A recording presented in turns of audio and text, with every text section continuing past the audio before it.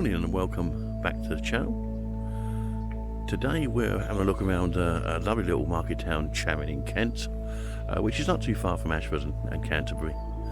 I say we're in a beautiful little place. Church just ahead of me, St Peter's and St Paul's in Charing, which we'll have a look around in a minute. I'm not sure we'll get into today because it's on a Sunday, January morning, so it might be closed until it opens for services. But we'll have a little look at the actual periphery itself.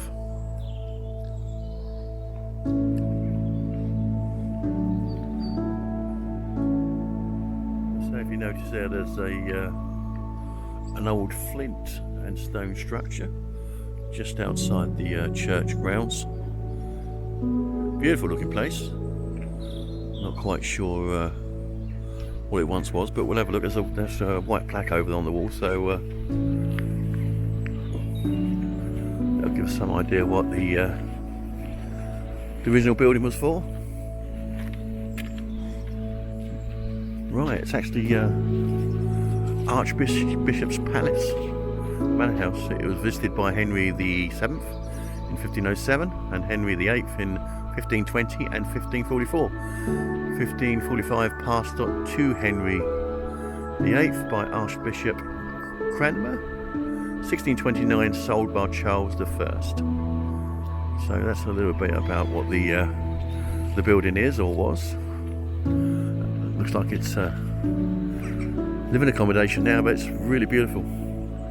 Just outside the, as I say, outside the churchyard. And that's Palace Farm, which obviously forms part of the outer structure in the 1500s. Let's have a look around the graveyard. I'll give you some insight into the church itself later.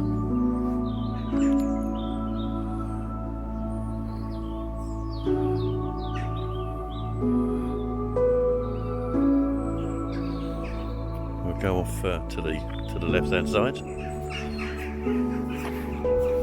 can see around the periphery of the church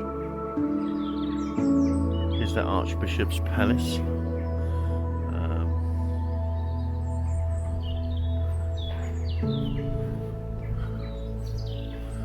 Another old structure there just over the other side of the wall.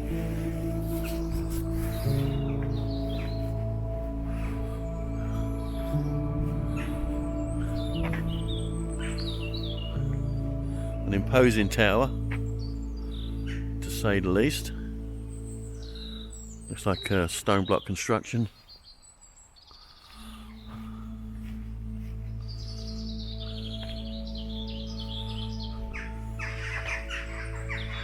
Beautiful old tree going up through the graveyard, and some.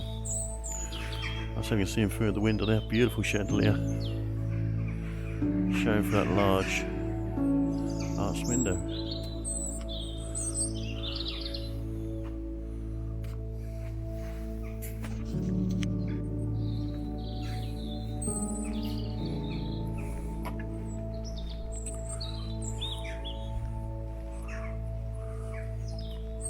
Some very old raised graves.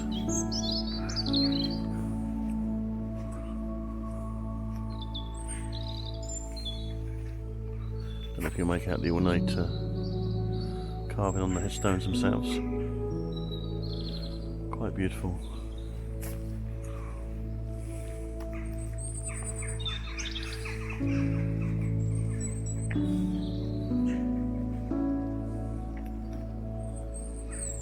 That's the old vicarage, which you can see there.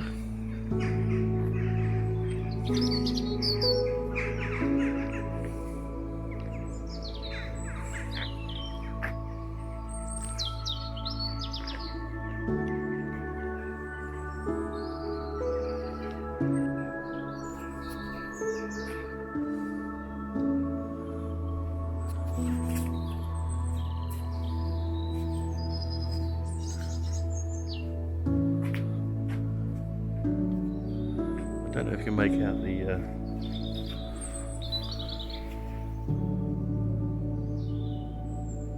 perfectly out the window, just here inside the church. I don't know if you can make that out. Let me hold this up to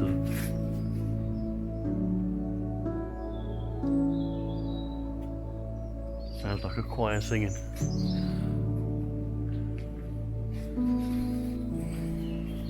Absolutely beautiful.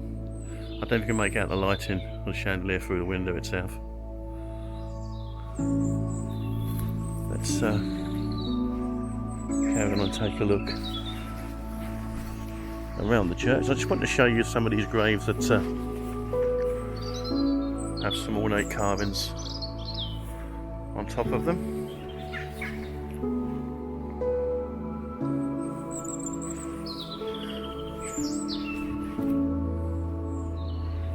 Really beautiful. And we'll I note some writing that was visible on the side of this one, so we'll have a quick look to the memory of Jane Parker, widow of the Reverend H.T. Parker, Vicar of Blandford, Dorset, youngest daughter of the Reverend Georges Sawyer, late of Pett.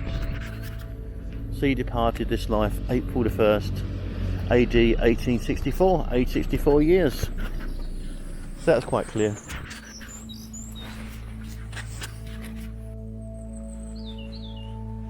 We'll carry on around now to the other side, and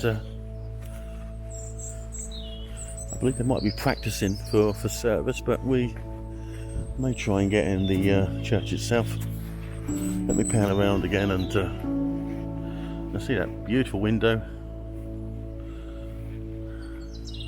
with the chandelier alight. It's actually reminiscent of a scene of Christmas.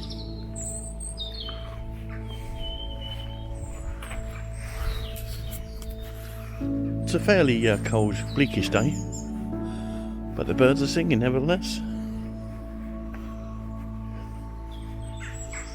Spring is just around the corner, so maybe they're getting to practice.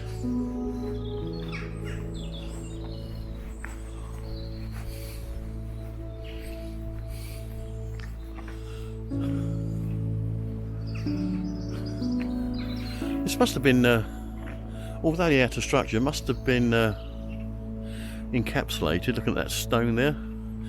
So this wall was probably internal at some point in time. A little leaded window. These may have been trusses which separated the floors, maybe? Old beams. A really old door.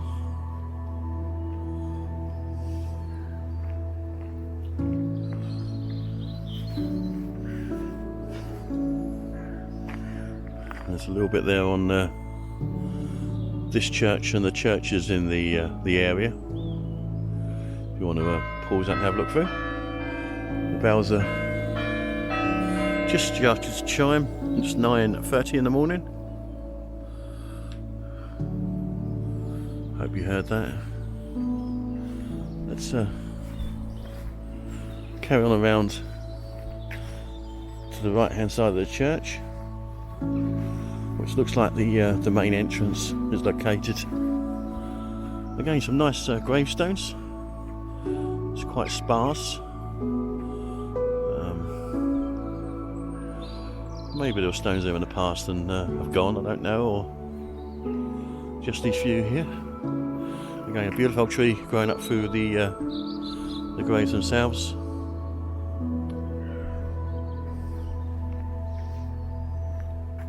If you look at this elevation, you get some idea just how high the tower is, or the bell tower. We'll follow down to the lower entrance porch. And a beautiful carved figure of Jesus on the cross.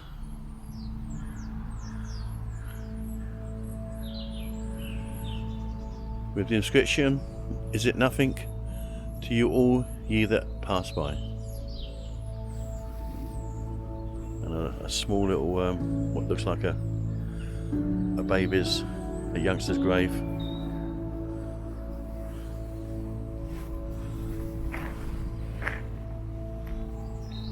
beautiful entrance.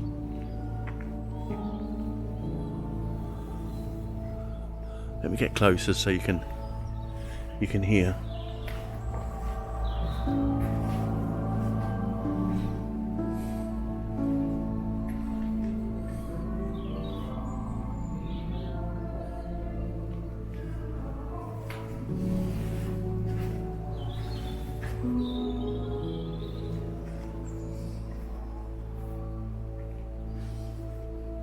I don't really want to go in at the moment because I don't know if they're practicing or holding a service.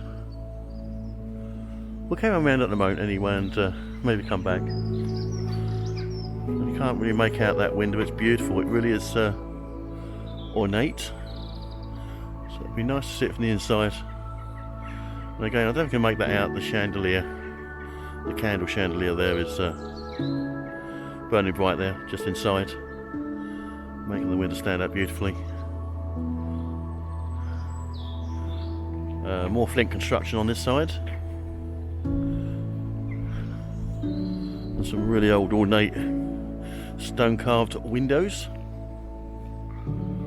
Again, following around here, this looks like probably the oldest part of the church. Looking at the actual window itself and the degradation of the frame itself, but still beautiful nevertheless, and I'm sure it belies the beauty inside that church, which I really want to get inside and have a look at, but let's have a look shortly and see what we can do. Again, following down through the graveyard, there's some old stones.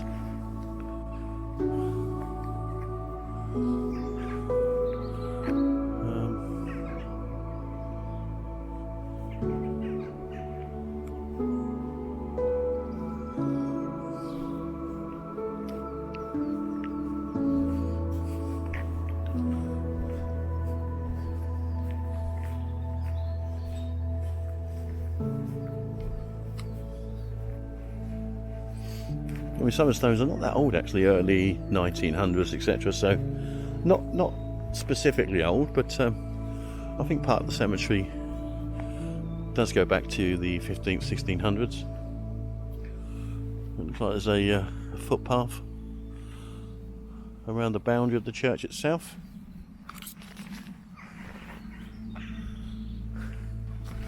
Yeah, and again this side.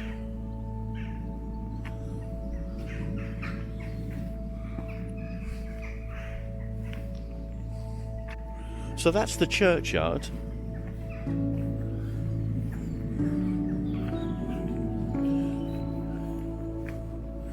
And let's probably a better look at the church in its entirety from the back end. And so it flows out to that old structure, the Archbishop's Palace. You can just see in the distance.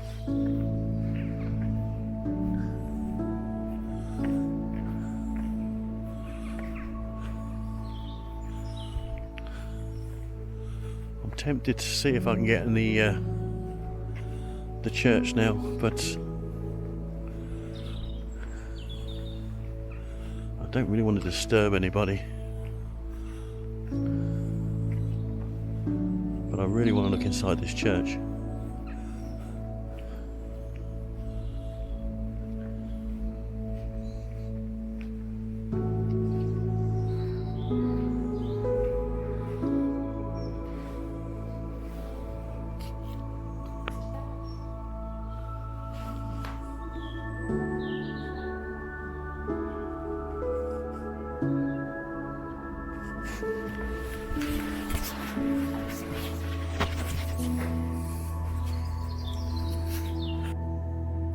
Yeah, as I thought, there's actually a service being carried out from 9 AM, 9:30 common service, so I certainly don't want to go in and start filming. So I think this is one I'm going to have to come back to at a later date, or maybe I can find some film I can add to the end of this video to show you the internals of the church, and obviously give you a bit more information and background on the church itself. I want to thank you for taking the time today to look around this beautiful church with me. What I'll do now is I'll do a small audio on the back end of the video, just explaining the church, the history, etc. And I'll add some pictures of the internals just so you get some idea. But it's definitely one I'd like to return to one day and get a look at inside. Again, thanks for joining me. Please subscribe, please like, and I'll see you on the next one. Goodbye. Charing Church stands at the heart of the village in the marketplace. The earliest parts of the church are the chancel and the nave, built of flint in the 13th century. The transepts were added in the early 14th century, followed shortly after by the vestry. The original timber tower was placed in the 15th century by the stone tower, seen today, and was paid for over many years by the parish. On Tuesday, 4th of August in 1590, a disastrous fire destroyed the church's roof and much of the interior. It also destroyed the rood screen. A new screen and rood was erected as a memorial to the fallen in 1914-18 war. Repair and restoration work has been carried out to the church over the centuries, the result of which is this beautiful church. Adjacent to the church is the Archbishop's Palace. The large estate was given to the Church of Canterbury in the 18th century and remained the property of the Archbishop of Canterbury until the Reformation, when the manor was handed over to Henry VIII. Archbishop Dunstan, 10th century, and the Archbishop Thomas Becket, 12th century, among others, was said to be fond of Charing. In 1520, Henry VIII is known to have stopped in Charing on his way to meet King Francis I from the field of the cloth of gold. The 500th anniversary of the meeting will be celebrated in Charing in June 2020.